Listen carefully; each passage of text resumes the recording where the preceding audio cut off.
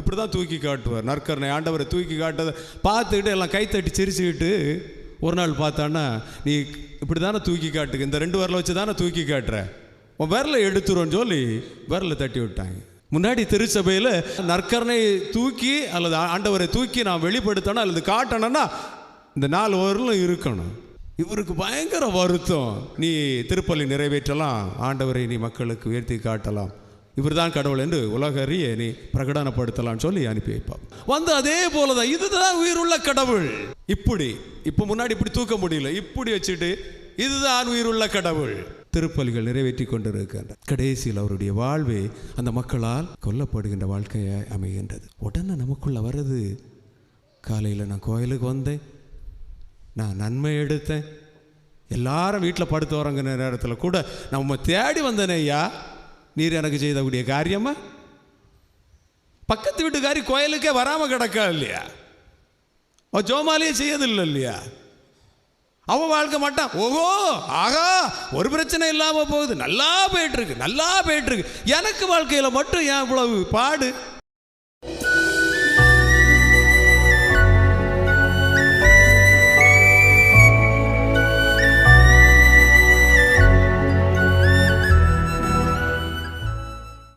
இயேசுவில் பிரியமான அன்பு பிள்ளைகளே, உங்கள் அனைவருக்கும் திருவிழா நல்வாழ்த்துக்களை மகிழ்ச்சியோடு தெரிவித்துக் கொள்ளுகின்றோம். நம்முடைய அன்பு தந்தை செல்வன் அவர்கள் வானதூதர்கள் நம்முடைய ஆலயத்தில் புடைசூழ இருப்பதாய் சொன்னார்கள். 35 வானதூதர்களை இன்று ஆலயம் தாங்கி நிற்கின்றது, அழகாய் பார்த்து மகிழ்ந்து கொண்டிருக்கின்றது. அதே பார்வையில் நானும் பார்க்கிறேன். சம்மனசு போல, ஏஞ்சல் போல அவ்வளவு மினுமினுப்பாய் அழகாய் மின்னிக் கொண்டிருக்கின்றீர்கள். கடவுளை தாங்குகின்ற ஆலயமாய் மாற இருக்கின்றீர்கள். எனவே உங்கள் அனைவரையும் இந்த சமூகத்தின் சார்பாய் வாழ்த்தி வரவேற்கின்றோம். உங்களை அன்போடு பாராட்டுகின்றோம், நன்றி செலுத்துகின்றோம். உங்களுடைய முகங்களை பார்த்தா அப்படி பளபளப்பாக இருக்கின்ற இவ்வேளையிலே எல்லாரும் நல்லா படிச்சிருப்பீங்க, தெள்ள தெளிவாய் கரைச்சி குடிச்சிருப்பீங்க. நற்கருணை என்ன, அது எப்படி செயல்படும், என்னவாறு இருக்கும், எப்படி வாழ்வுதரும் என்பதெல்லாம் உங்களுடைய ஆசிரியர் பெருமக்கள் சொல்லித்தந்த அந்த மிதப்பில் சிரித்து கொண்டு புன்முறுவலோடு காட்சி கொடுக்கின்றதை பார்க்கின்ற போது அப்படி ஒரு சின்ன கேள்வியோடு மறைவுரையை தொடங்க ஆசைக்கின்றேன்.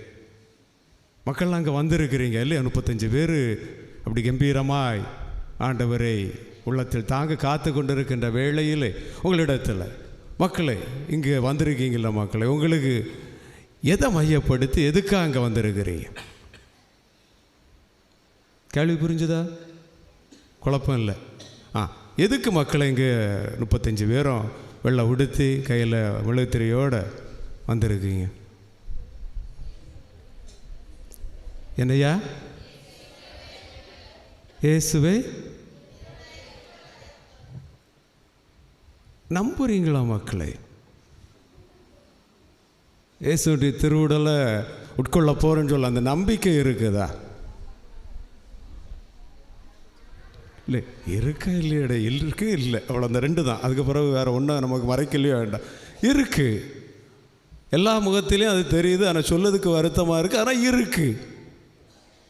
இயேசுவினுடைய உடல், உயிருள்ள உடலை நாங்கள் உட்கொள்ள காத்திருக்கிறோம் சாமி சொல்ல மனம் தயங்கினாலும் அந்த முகமானது காட்டி தருது. அகத்தின் அழகு முகத்தில் தெரியாது போல் அழகாய் காட்டி தருது. உட்கொள்ள தான் இயேசுவின் உயிருள்ள உடலை உட்கொள்ள நீங்கள் காத்திருக்கின்றீர்கள் என்ற எண்ணத்தை உங்களுடைய முகம் பிரதிபலிக்கின்றது, ஜொலிக்கின்றது.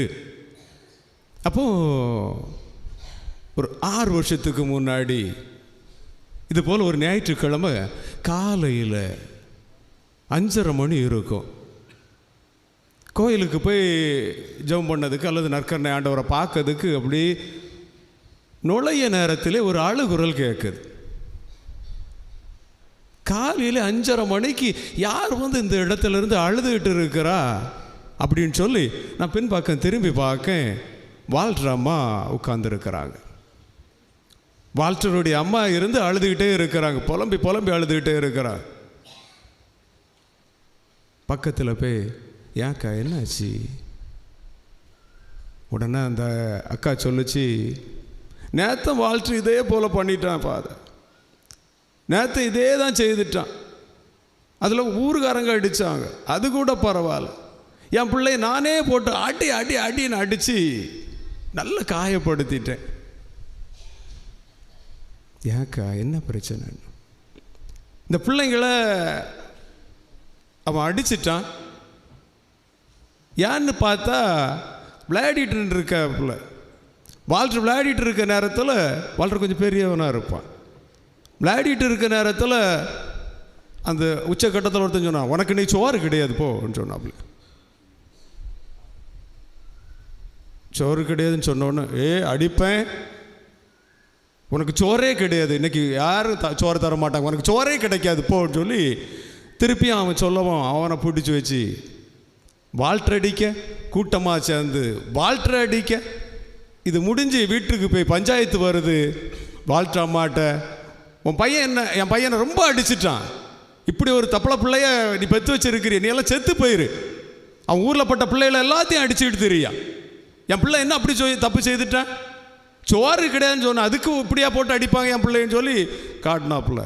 எனக்கு கையில் ஒரு கம்பு கிடச்சிது, அதை வச்சு வால்டரை வாங்கு வாங்கு வாங்கு வாங்குன்னு அடிச்சிட்டேன் அப்படின்னு சொன்னேன். நான் சொன்னேன், எதுக்காக்கா? ஒன்றும் இல்லை, பரவாயில்ல, பிள்ளைக்கு புது நன்மை கொடுப்போமா,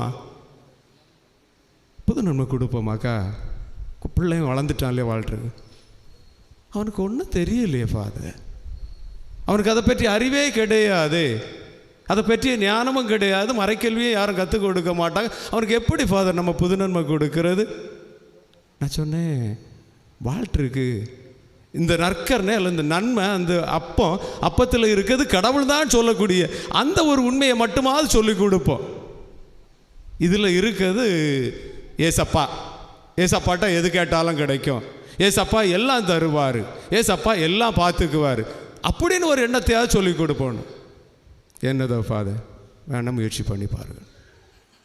இந்த வால்டர்கிட்ட இந்த மட்டும் தான் சொல்லுவேன், வால்டரு நறுக்கலா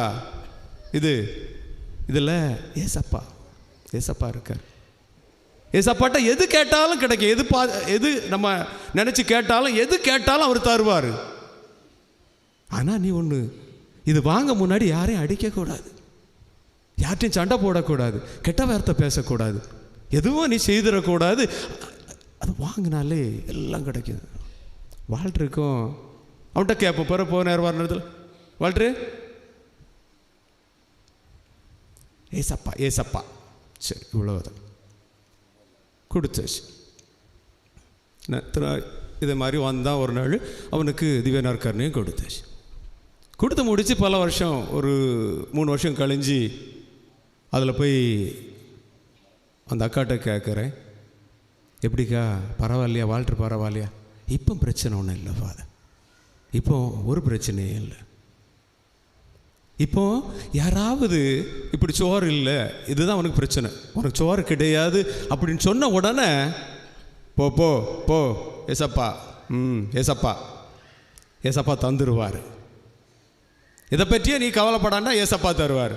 அதுக்கு மேலேயே யாராவது அவனை நோண்டி சீண்டி அடித்து கிள்ளி ஏதாவது செய்த உடனே ஏசப்பா ஏசப்பா மண்டையில் அடிச்சுட்டு அவன் பாட்டுக்கு வீட்டுக்கு வந்துடுவான். இப்போ திருப்பி அடிக்க மாட்டான், யாரையும் திட்ட மாட்டான், யாரையும் பேச மாட்டான். இன்னைக்கு காலையில் எழும்பின உடனே ஏசப்பான்னு சொல்லி கோயிலுக்கு மட்டும் அவன் தெளிவாக வந்துடுவான், உட்காந்துருவான், நன்மை எடுப்பான், நன்மை எடுத்து முடிச்சுட்டு சிரிச்சுக்கிட்டே வந்து ஃபாதருக்கு கை கொடுப்பான், வழக்கமான வாழ்க்கையை அவன் நடத்திடுவான். நாம் இயேசுவில் பிரியமான என் அன்பு பிள்ளைகளே, உறவுகளே, குழந்தை தெரசம்மா சொல்லுவாங்க, நாம் இயேசுவை உட்கொள்ளுகின்ற போது இயேசுவாய் நாம் மாறுகின்றோம். எப்படின்னா, பெரிய ஆறு வருது, ஆறுகளாய் வருது, இது எல்லாமே கடல்ல போய் சேருது. கடல்ல சேர்ந்த பிறகு அது ஆற்று தண்ணியா மாறுவதில்லை. எவ்வளோ ஆறு, எவ்வளோ பெரிய ஆறுகள் வந்தால், எவ்வளோ மழை தண்ணி வந்து சேர்ந்தாலும் அது அதுவாய் மாறுவதில்லை. அந்த ஆற்று தண்ணியா அல்லது மழை தண்ணியா இருப்பதில்லை. மாறாக அனைத்து தண்ணியுமே ஒன்றாய் கடலோடு கலந்து அது கடல் தண்ணியாய், உப்பு தண்ணியாய் மாறுகின்றது. அதுபோல நாம் இயேசுவை உட்கொள்ளுகின்ற போது நாம் இயேசுவாய் மாற வேண்டும், இயேசுவாய் இருக்க வேண்டும். அதுதான் நம்முடைய வாழ்க்கையை அமைய வேண்டும் என்று தன்னுடைய சாவு நேரத்தில் கூட நோய், பிணி, கஷ்டம், இருமல், தும்மல், பிரச்சனை, அவ்வளோ வலி, வேதனை கூட இருந்த சிஸ்டர்ஸ் எல்லாரும் அவங்கள ரொம்ப பாடுபடுத்தி கஷ்டப்படுத்தின போது கூட இயேசுவுக்காய், இயேசுவுக்காய், இயேசு இயேசு இயேசு இயேசு என்று அந்த உடலை உண்ணுகின்ற அந்த நேரம் தொடங்கி வாழ்நாள் முழுவதும், அந்த நாள் முழுவதுமே அனைத்தையும் மறந்து, அனைத்தையும் மறுத்து, அனைத்தையும் விட்டு இயேசு இயேசு இயேசு இயேசு என்று சொல்லி வாழ்ந்து அவங்க சொல்லக்கூடிய வார்த்தை தான் இது. கடவுளோடு நாம் ஐக்கியப்படுகின்றோம். இதே தான் இன்றைய முதல் வாசகத்தில் யோபு தன்னுடைய வாழ்க்கையில் துன்பம் வருது. இன்று வாசிக்கப்பட்ட பகுதியில் தன்னுடைய 4 பிள்ளைகளை இறந்து போயிட்டாங்க. நான் தப்பிச்சு ஓடி வந்துட்டேன், நான் எல்லாம் இறந்து கிடக்குன்னு சொல்ல நேரத்தில் கூட மண்டையில் அடிச்சுட்டு அழுதுகிட்டு யோபு சொல்லக்கூடிய ஒரே வார்த்தை இதுவாக தான் இருக்கு. கடவுள் தந்தார், கடவுள் எடுத்தார், அவருக்கு புகழ்ச்சியும் ஆட்சியும். வந்தது எல்லாமே அவர் தான் தந்தது. ஆனால் அவரை நான் மறுதளிச்சுட்டோ, அவரை திட்டிக்கிட்டோ, அவரை பேசிக்கிட்டோ என்னுடைய வாழ்க்கையை நான் அமைச்சிக்க மாட்டேன். மாறாக அவர் தான் தந்தார், அவர் எனக்கு தருவார், அல்லது அவரை எடுத்துக்கிட்டார்னா மகிழ்ச்சி தான் என்று யோபு சொல்லுவதை இன்றைய முதல் வாசகம் சுட்டி காட்டுகிறது. நம்மள எத்தனை பேர் இது போல யோபு சொன்னது போல கடவுளாய் கடவுளிடமிருந்து பெற்றதை நாம் இழந்து நிற்கின்ற போது கடவுள் தான் தந்தார்.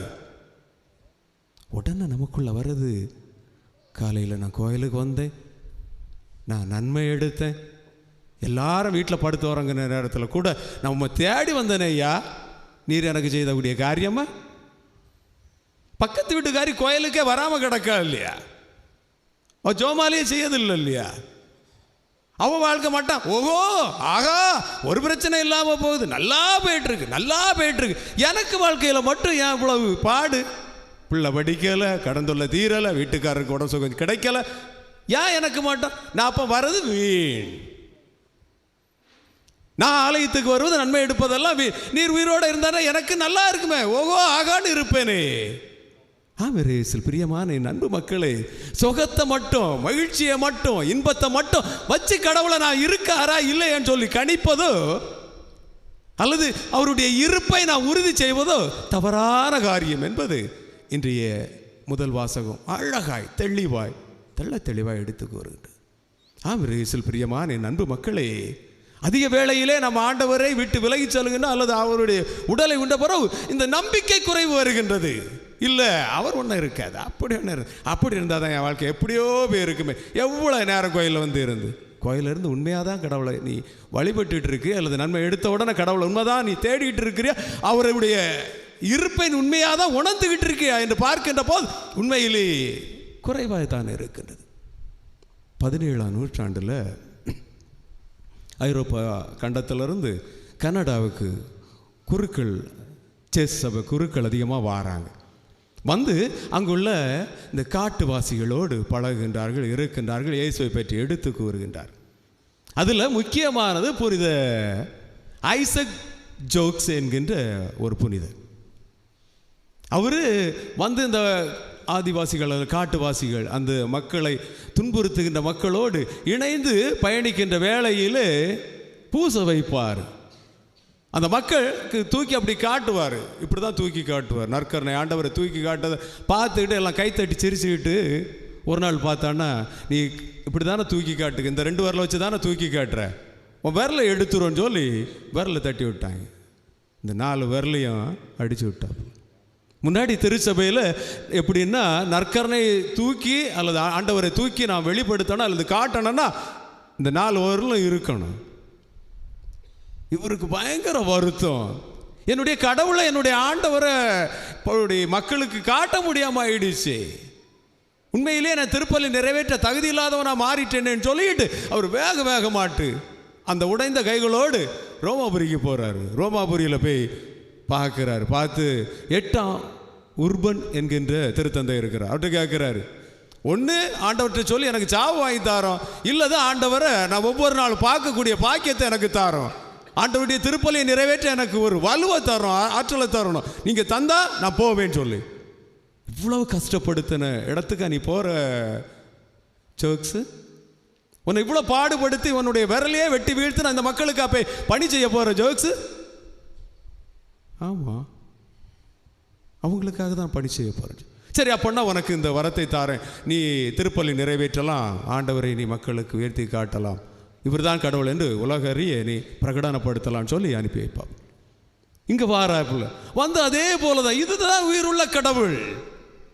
இப்படி இப்போ முன்னாடி இப்படி தூக்க முடியல, இப்படி வச்சுட்டு இதுதான் உயிருள்ள கடவுள், இவர் தான் உயிருள்ள கடவுள், இவருக்காக தான் நான் வாழ வேண்டும், இவர் தான் நம்முடைய மீட்புக்காக பாடுபட்டவர், இவர் தான் நம்முடைய வாழ்வுக்கு எல்லாம் அச்சாணியா இருக்கக்கூடியவர் என்று தூக்கி காட்டிக்கிட்டு இருக்கிறாப்புல.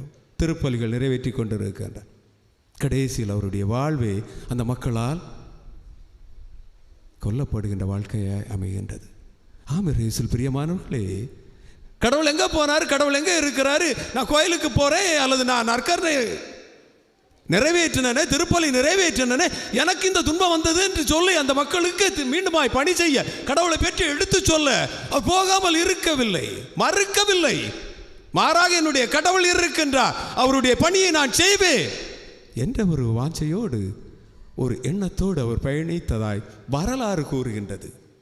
ஆமென். பிரியமான என் அன்பு மக்களே, இன்றைய 2ஆம் வாசகத்திலே பவுலடியார் பிலிப்பிய மக்களுக்கு சொல்லுகின்ற போது இதுதான் சொல்லுகின்றார், என் ஆண்டவரை பெற்றுக்கொள்ள நான் எதையும் இழக்க தயாராக இருக்கின்றேன். ஐசக் ஜோக்ஸ் இதுதான், எல்லாத்தையும் இழந்தார், தன்னுடைய உயிரையே இழந்தார், கடவுளை பெற்றுக்கொண்டார், எனவே புனித நிலைக்கு உயர்த்தப்பட்டார் என்று பின்பு கூறப்படுகின்றது. கடவுளை பெற்றுக்கொள்ள வேண்டும் என்றால் இழந்துதான் பெற முடியும். என்னுடைய ஆண்டவரை பெற்று அவருடைய வாழ்க்கையை நான் பிரதிபலிக்க வேண்டும்னா நான் இழந்துதான் ஆக முடியும் என்பது இன்றைய 2வது. ஆனால் அவரை மையமாய் அவர்தான் எனக்கு முக்கியம் என்று நாம் நினைத்து அனைத்தையும் குப்பையென நினைத்து நம் ஆண்டவரை பெற நாம் நம்மையே தயாரிக்க வேண்டும். என்னுடைய வாழ்க்கையில் இருக்கின்ற அனைத்து பாவங்கள், சிறு சிறு பாவங்களை கூட நான் இழக்காமல் ஆண்டவரை பெறணும்னு சொல்லி ஆளை வந்து உட்கார்ந்துக்கிட்டு ஓ ஐயோ இப்படியா அப்படியா எனக்கு கிடைக்கலன்னு சொல்ல தவறு. என்னுடைய இழப்பு என்பது என்னுடைய பொருள் இதெல்லாம் கடந்தாலும் என்னுடைய உள்ளத்தில் இருக்கின்ற இந்த அகம்பாவத்தை, கோபத்தை, என்னுடைய எல்லா விதமான சிறு சிறு பாவங்களை, பொறாமையை, அடுத்தவரை பற்றி சொல்லுகின்ற வார்த்தைகள் எல்லாவற்றையும் இழந்து குப்பையை நினைச்சு விட்டாலே போதும். நான் பெரியவன் என்ற எண்ணம் போனாலே போதும். என்னுள்ளே இருக்கின்ற அகந்தை, ஆணவம், இது போன்ற அனைத்தும் துறந்தாலே போதும், ஆண்டவரை நான் பெற்றுக்கொள்ள முடியும். ஆமென். பிரியமான என் அன்பு மக்களே, கடைசி பகுதிக்கு இப்போவே ஓரளவு எல்லாருக்கும் இந்த கண்ணாசரை தொடங்கிட்டு கண்ணெல்லாம் மூட தொடங்கிடுச்சு. என் செல்ல மக்கள் 1-2 வாயை பழக்க தொடங்கிடுச்சு. இன்றைக்காவது நிம்மதியாக வந்து நன்மையாக வாங்கிட்டு போயிடலாம், வீட்டுக்கு வரக்கூடிய விருந்துகளுக்கு நல்ல சோறை கொடுக்கலாம், நல்ல கையில் மோதிரங்களை வாங்கலாம், நிறைய கவர்களை வாங்கலாம் நினைக்கிட்டு என் பிள்ளைகளுக்கு வாயை பழந்தாச்சு. அதனால் சீக்கிரமாக கடைசியான பகுதிக்குள்ளே நம்ம நுழைஞ்சிரும். என்ன மக்களை ரொம்ப போட்டு வருத்தப்படுத்தலாம் அவங்கள. அப்போது இலக்க நேரத்தில் கடைசியாக அதை சொல்லி முடிச்சிடறேன். காலையில் 4:30 மணி, நல்லா குளிர் அடிக்கக்கூடிய பிரதேசம். அங்கே உதேசியார் வர்றதுக்கு முன்னாடி உதேசியார் இப்படி வருவார், மூடிட்டு எடுத்துகிட்டு வருவார். அங்கே பார்த்தா ஒரு பையன், ஜீசஸ் நான் சாவியை வந்திருக்கேன்,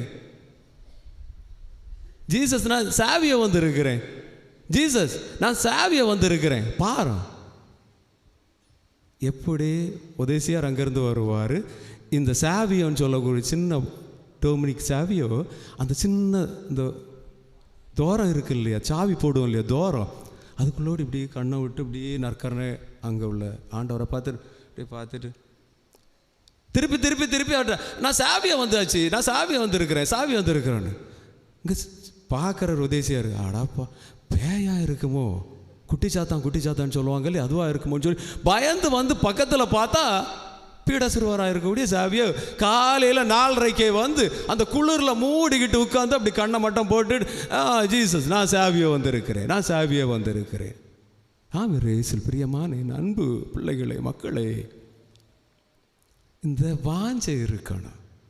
சக்கேயு இன்னைக்குடைய அந்த நற்செய்தியில் உள்ள ஹிட்டே அதுதான். கடவுளை பார்க்கணும்னு சொல்லி அந்த வாஞ்சை இருந்து பார்த்தீங்களா?